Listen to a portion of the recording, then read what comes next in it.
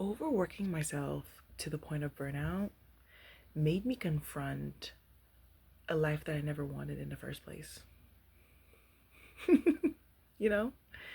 And last night I realized that the real issue wasn't whether or not I believe that I could really step into the next level that my life is calling me to, but that I was holding on to other people's expectations of me.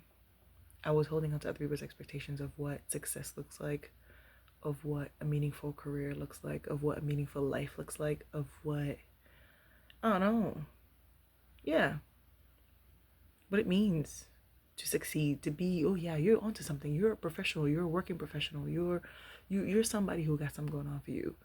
And that is what I was holding on to. And so that's what I want to talk about today. I want to talk about kind of like this internal tension, this push and pull of what I know that I'm capable of, how I want to work, how I see myself building my career, and other expectations that have been placed on me. So last night, it's so funny. Last night I was in a conversation with a friend. It was like late night. We were both like working. It was like midnight, 1 a.m. And we were talking about plans that I have for the grant that I got, and how I want to get back into hosting workshops, and I want to get back into like developing, this creative space, my creative studio, like the artist collective within it, hosting workshops, like building up people, hosting events. She's like, let's start hosting some events together, and then we started talking about my job.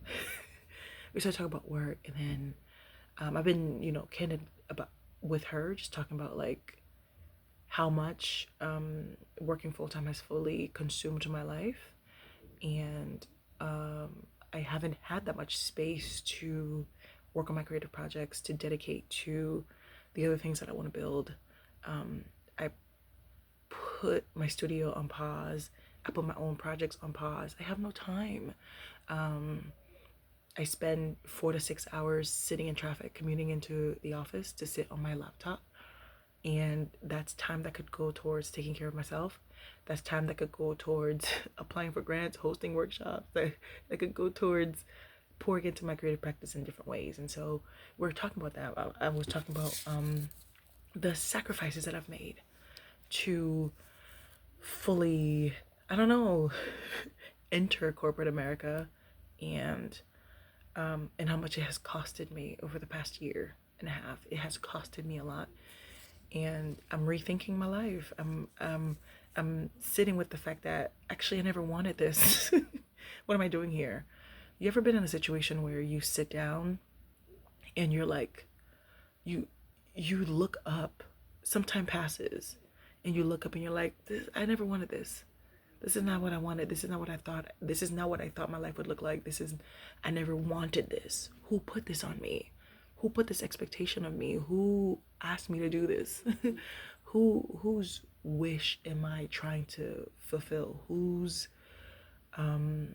unmet internal expectations am I now trying to carry and put on myself? Hello? Hi.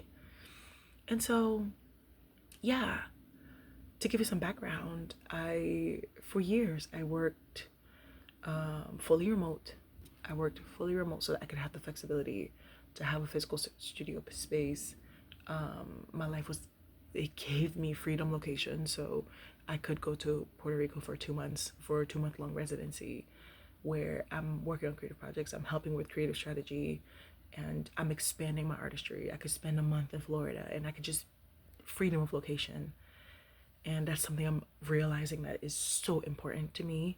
I was working remotely, and yeah, it gave me the space that I needed to explore my creativity, to explore different places, to explore kind of like what work-life balance looks like to me. What kind of a life do I want to live? Do I envision for myself?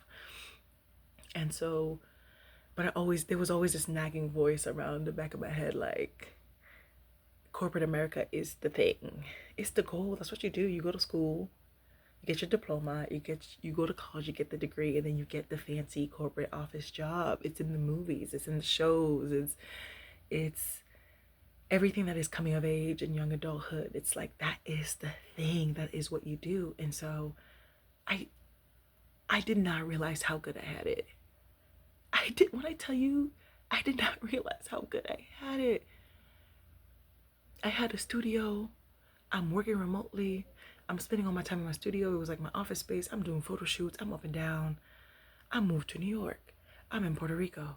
I'm in Florida. I get another studio. I'm just, you know? And to me, it was like, but like, it's not enough. This is not the vision that someone else had for my life. And so, how do I conform to that vision? How do I conform to that vision? And so, I'm like, you know what? Shut it all down. I'm getting a full-time job, because that's what you do as an adult. You get the corporate job. And I'm like, no, I can do this. I'm going to get the full-time job. And then I'm also going to run my studio. I'm also going to do photo shoots, and I'm going to host workshops. I'm going to host events, and I'm going to do grant projects. I'm going to do public art projects, and I'm going to do all the things, and everything's going to be fine and dandy. I get this 9 to 5 job working in Boston, and it's a 2-hour commute one way. Sometimes it takes 3, which is a 6-hour commute. So that's my entire day. I get home 9 p.m. By the time I'm home, I'm tired. I don't have time to apply for grants. I don't have time to post on social media. I barely have the energy to post these videos. And you get to the point where you blink and you're like, how did I find myself here? How did I find myself here? Fighting back for like scraps of my attention enough to apply for something, scraps of my attention enough to put together a plan, to put together a workshop, to put together a talk. How did it get to this point? Because I had it figured out. I had my rhythm to my life. And yeah, it was unconventional, but it worked for me. This is not something I ever craved. I know that I'm the type of person that craves the location flexibility, being on my own time, having the time to just lean into a creative flow, 5, 6, 10 hours as I please, when I feel like it, go to bed when I feel like it, wake up when I feel like it. That's how my creativity is. It's wild. It can't be controlled. It can't be contained, you know? And so, yeah, I'm talking to my friend, and I don't remember what we were talking about, but I was like, yeah, I want to get into hosting events again. She was like, yeah, what happened? No, because I was, so we're on FaceTime. She's working on something, and I'm updating my website. And I'm like, I'm trying to like fix a section on my website where I'm like, I host experiences. She was like, yeah, you was doing that. Like, whatever happened to that? And I was like, well, it paused because I got my job and stuff. She was like, Lynn, what? I don't understand. She was like, I just don't understand. She was like, I thought that you wanted to change course. I'm like, yeah, I still want to do these things. She was like, I didn't get it at all. Why you shut down your studio? Why you moved in a different direction with your life? Because you were doing stuff. And I was like, yeah, I dropped it all because somebody told me this is what it looks like. Working remotely, the corporate job is what you aspire towards. It wasn't my aspiration, but I was told that that's what I should do, and so I did it. She's like, I'm like, yes, it's as crazy as it sounds. Yes, knock some sense into me. Go ahead. She was like, no, like, this is crazy. You're onto something. You were doing the things. You're doing impactful work. And again, I'm sitting in conversation with her, and I realized, like, yeah, I know. That's the realization. They found me doing amazing work. They found me doing impactful work. And they brought me in, and they said, whatever you're doing over there, bring it over here. We need it. And last night I was like, my job could have been a contract work. It could have been a contract this whole time. It could have been a 2, 3, 5 year contract. Partnership, strategy, audience engagement. Let me help y'all. But full time, clocking in, clocking out. Well, I don't clock in, but like commuting unnecessarily every single day. This could have been an email. So yeah, last night I realized my entire job could have been an email. It literally is an email because all I do is send emails. It's deeper than that, obviously, but this could have been contract work. And I gave so much and I sacrificed so much and I lost so much. And she was like, yeah, like, are you like not getting stuff and stuff? Like, I'm like, people want to work with me. I don't have time. Finding time, scraps of time to fit somebody in for something, I just don't have time because I commute 6 hours a day. And then I give 6 hours of my day. And then I sleep 6 hours a day. 12 hours season cut? 24. 24. I sleep for 6. My day job takes 6. The commute takes 6. That's so crazy. I'm like realizing that right now.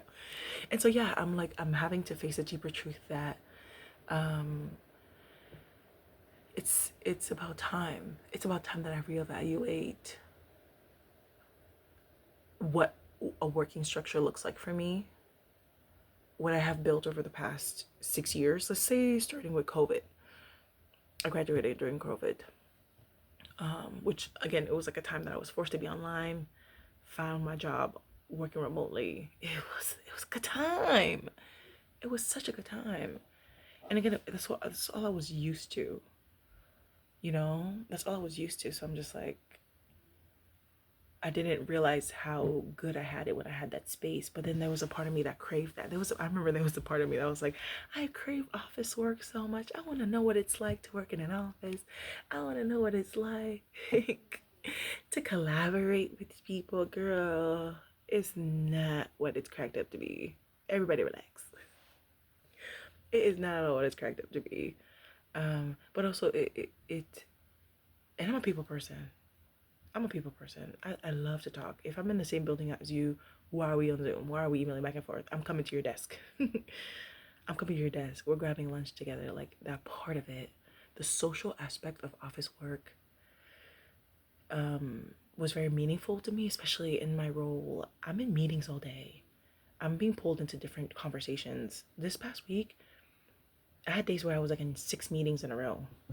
Whether or not they were necessary, that's a whole different conversation. Hello?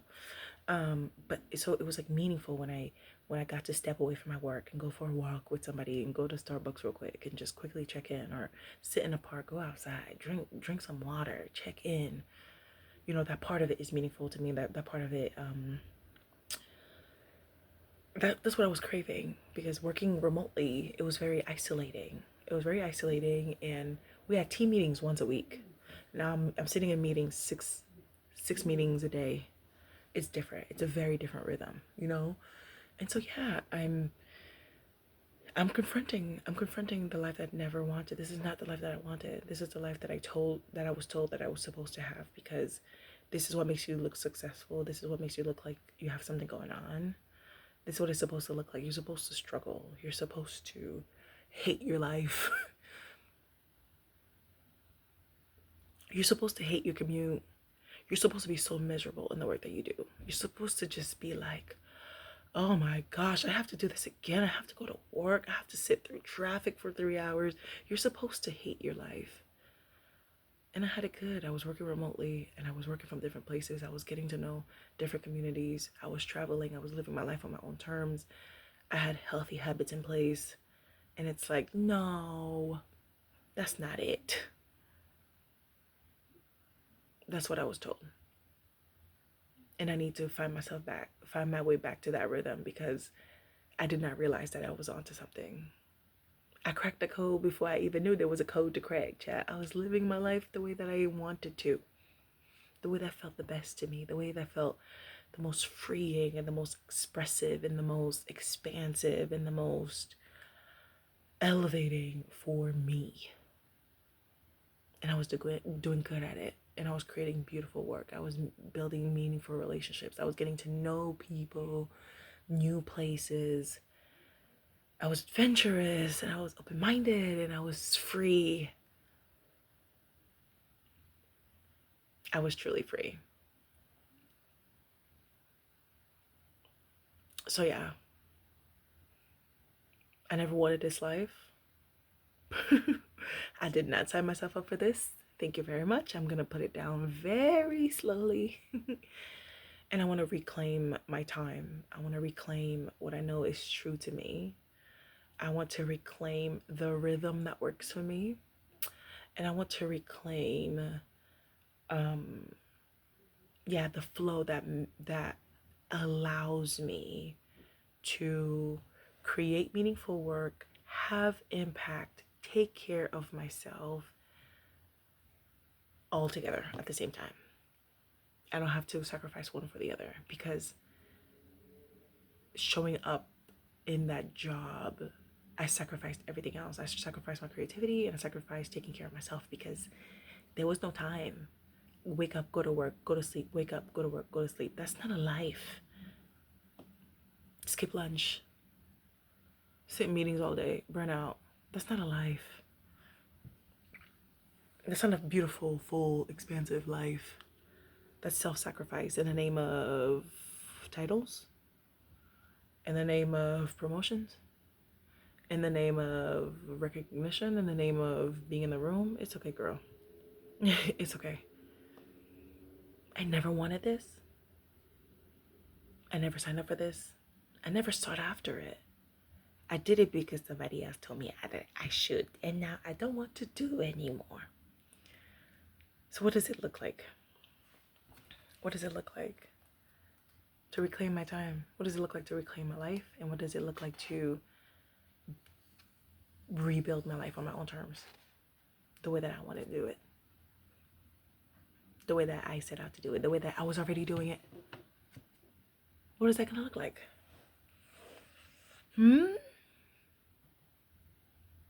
If y'all are sitting with this as well, I would love to hear in the comments how you're navigating that, how you've navigated that. If any of this resonated with you at all, please don't make me feel like I'm crazy. Don't make me feel like I'm alone in this, because it's scary to sit with. But for me, it's more so frustrating,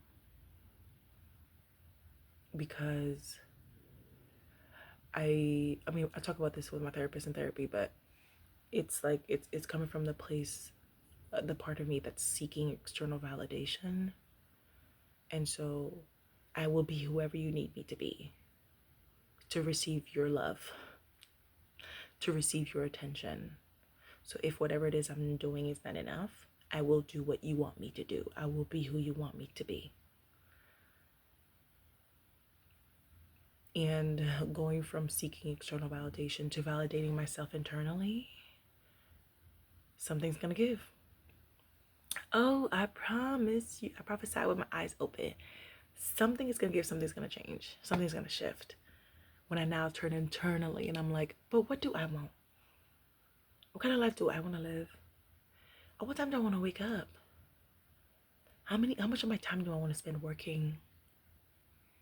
How much of my time do I want to spend socializing? How much of my time do I want to spend commuting? Zero. I could tell you that right now. Zero. You know?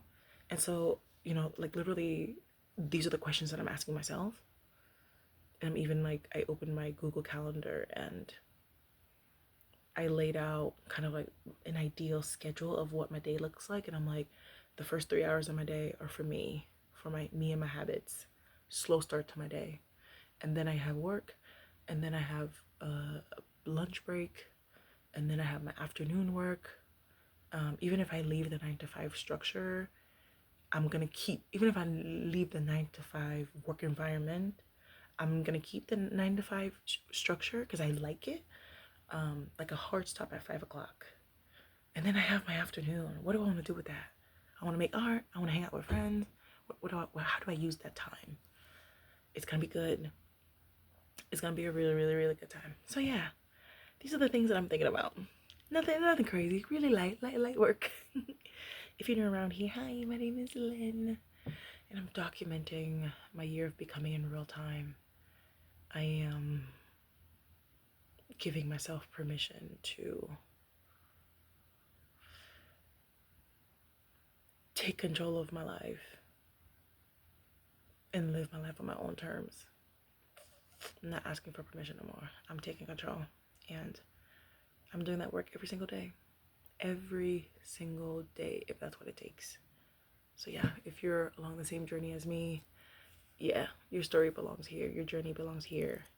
Let's meet in the comments. Let's hold each other's hands in the comments. Yeah, we got this. You got this. I got this. And I'll see you tomorrow. Bye.